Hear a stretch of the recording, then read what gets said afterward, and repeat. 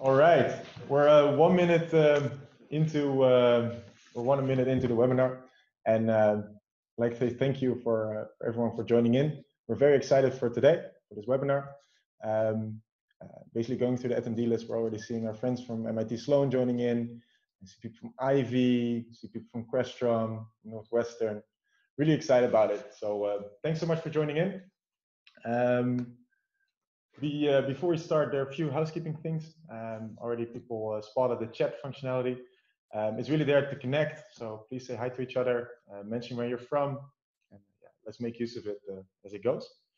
At the same time, there's a Q&A section in this webinar. Please post your questions there for us to answer or to provide it back to the presenters. We've also prepared a little Q&A, so we have some questions prepared basically to kickstart the conversation. Vlad will monitor the Q&A, and my name is Max, and I will be your host today.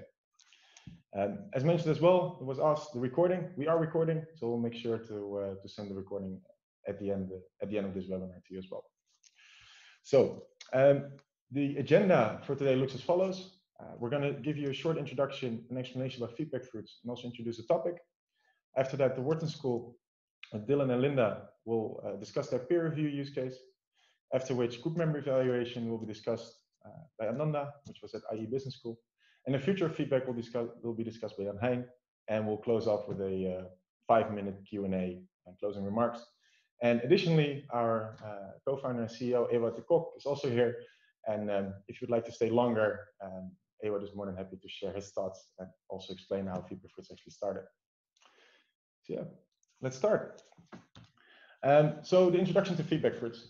For all those who haven't been in touch with us yet, FeedbackFruits is basically provide unique solutions to help faculty drive student engagement.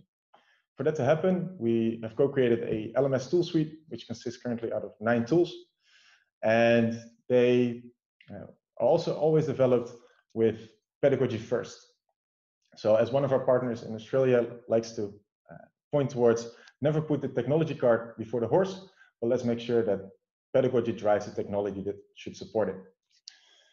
Now, to basically operationalize that, we have something called the Do Tank, and in the Do Tank, we collaborate with our Do Tank partners on new innovative pedagogies that should be supported by technology. That's also why we're basically discussing the IE use case, as they are Do Tank partners, and we've also invited Wharton here to share their experience, as they're also Do Tank partners.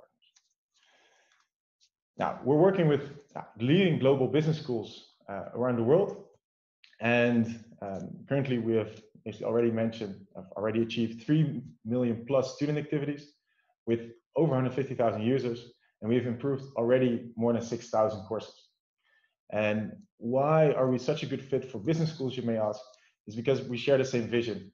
We share the same vision on teamwork, on peer collaboration, and making sure that faculty have a good time to put to their students. Yeah. So in short, we help you to increase student engagement by creating active learning designs that go beyond native LMS functions.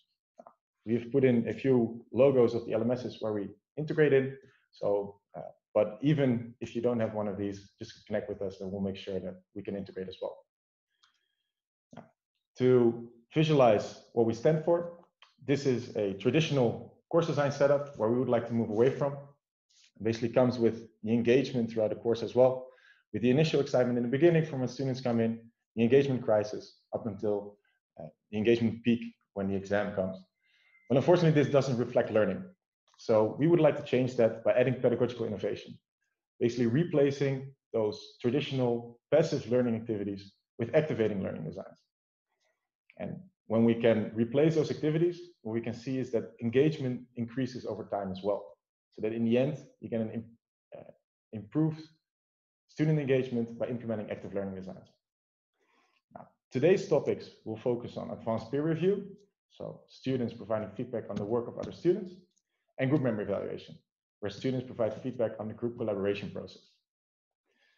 But before we start with the opportunities and the challenges ahead, could you please share in the chat what your biggest challenge is in terms of peer learning?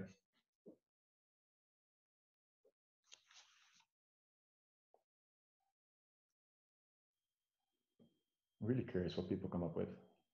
Same here.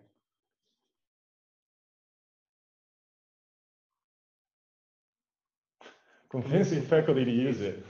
That's a good one, John. For sure, John. Thanks.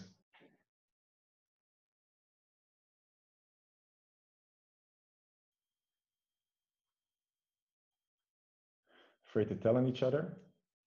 Definitely. Are engaged. Yes. Thanks for that, Magda.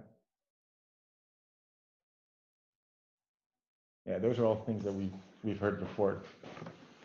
Submit own content, multiple kind of media up to peer review.